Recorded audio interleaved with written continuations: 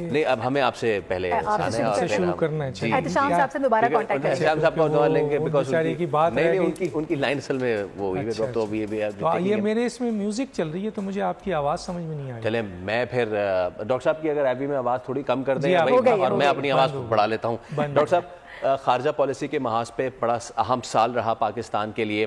ہم نے دیکھا کہ امریکہ میں اب ٹرمپ دوبارہ آ گئے ہیں اور بین الاقوامی خارجہ پالیسی سے لے کے جو ہماری خطے کی پالیسی اب بنگلہ دیش کے ساتھ ٹائف جو ہے نا وہ ہم بڑے عرصے بعد بہتر ہوتے دیکھ رہے ہیں. تو 2024 کیسی ہماری فارن پالیسی کے لیے رہا؟ 2025 میں ہم کیا اس میں بہتر بنا سکتے ہیں؟ دیکھیے اب معذرت کے ساتھ وہ بیچارے وہ جو تحریک انصاف والے پھر ناراض ہوتے ہیں کہ ہم جو ہیں وہ کیوں یہ بات کر رہے ہیں.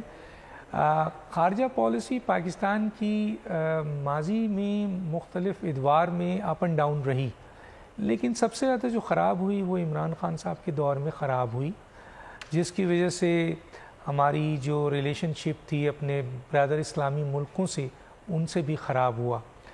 اب اس کی مثال یہ ہے کہ آپ ایران جاتے ہیں اور کہتے ہیں کہ جی پاکستان کی زمین استعمال ہو رہی ہے دہشت گردی کے لیے، تو ظاہر ہے یہ تعلقات آپ ہوں گے. پھر آپ OIC کے لیے انڈونیشیا ملائیشیا اور ترکی سے مل کر ایک نیا وہ آرگنائزیشن بنانے کی بات کرتے ہیں، وہاں سعودیہ UAE پورا گروپ ناراض ہو گیا. اور جب ڈیٹ فائنل ہو گئی تو سعودی عرب تو ویسے ہی ناراض تھا، تو جب پریشر آیا تو آپ نے سعودی عرب کے ساتھ کھڑے ہو گئے. آپ نے کہا میں OIC کی وہ جو نئی بننے والی ہے اس میں نہیں جاؤں گا، اور وہاں آپ نے ترکی اور ملیشیا کو ناراض کر دیا. اچھا اب رہی امریکہ سائفر کے کیس میں تو آپ نے پہلے ہی بہت کچھ ان کو ناراض کیا ہوا تھا. چین کے سلسلے میں آپ نے CPEC بند کر کے جو بیانات آپ کے منسٹر نے دیے، چائنا جیسے دوست کو آپ نے ناراض کر دیا تھا. تو اوور آل آپ کی جو خارجہ پالیسی تھی وہ عمران خان کے دور میں کافی خراب ہوئی. اس کے بعد PDM نے اس کو سنبھالنے کی کوشش کی، لیکن وہ بھی کوئی خاطر خواہ سنبھال نہیں سکے. کیئر ٹیکر گورنمنٹ تو خیر الیکشنز کرانے آئی تھی، ان پر ہم کیا ذمہ داری ڈالیں. لیکن یہ جو موجودہ ایک سال ہے اس کے اندر خارجہ پالیسی میں کافی تبدیلی آئی، اور اس میں دو اہم آدمیوں کا انوالومنٹ ہے. جیسے میں نے کہا اسپیشل انویسٹمنٹ فیسیلیٹیشن کونسلز کے ذریعے آرمی چیف کیونکہ اس کے ممبر ہیں، انہوں نے بہت تیزی سے بڑے اہم دورے کیے. وہ چائنا بھی گئے، وہ UAE بھی گئے، وہ سعودیہ بھی گئے، قطر بھی گئے اور دوسرے ممالک گئے اور وہاں جا کے بات کی.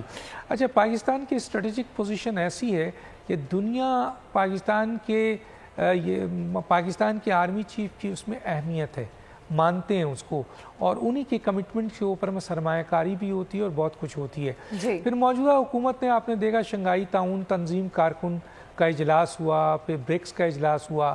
اب آنے والے وقت میں پاکستان کو کئی اہم ترین چیلنجز ہیں خارجہ پالیسی میں. ایک تو بہت بڑا مسئلہ آپ کا یہ خارجی والا ہے جو آپ دیکھ رہے ہیں کہ مسلسل اٹیک ہو رہا ہے دہشت گردی کے حوالے سے. اس سلسلے میں پاکستان کو اپنی خارجہ پالیسی کے ذریعے اس مسئلے کو حل کرنا ہے. معاشی طور پر آج تک پاکستان اپنی سفارت خانوں کو اکنامک ڈپلومیسی کے لیے استعمال نہیں کیا، جو کہ اب کرنے جا رہا ہے. یہ ایک بڑی اچھی بات ہے کہ پاکستان کی جتنی سفارت خانہ ہے وہ 14 اگست مناتے ہیں، سو جاتے ہیں. اب اکنامک ڈپلومیسی اور دہشت گردی ڈپلومیسی کے حوالے سے ان کے سفارتکاری جو وہاں اسٹاف بیٹھا ہوا ہے وہ کام کرے گا. آنے والے وقت میں دیکھیں یہ جو صورتحال یہ ہے کہ وہ ٹرمپ صاحب آ گئے 21 جنوری کو، وہ اٹھا رہے ہیں. اب ان کی پالیسیز کچھ چیزیں بڑی کلیئر ہیں. اب جیسے شام اور وہاں جو ریزسٹنس تھی آپ کے ایران کا اور روس کا، وہاں ایک بہت بڑی انوالومنٹ تھی جو کہ اب ختم ہو گئی ہے. تو وہاں امریکہ کو اور اسرائیل کو شام میں جو ریزسٹنس تھی وہ کافی حد تک پیچھے ہٹ گئی ہے. اب وہ حوثی باغیوں کی طرف جا رہے ہیں اور وہ سمجھتے ہیں کہ ان کو بھی وہ قابو کر لیں گے. ان کا ٹارگٹ اب ایران کی طرف ہوگا، آگے چل کے ایران کے ایٹمی پروگرام کی طرف ہوگا، اور وہ کہہ چکے ہیں.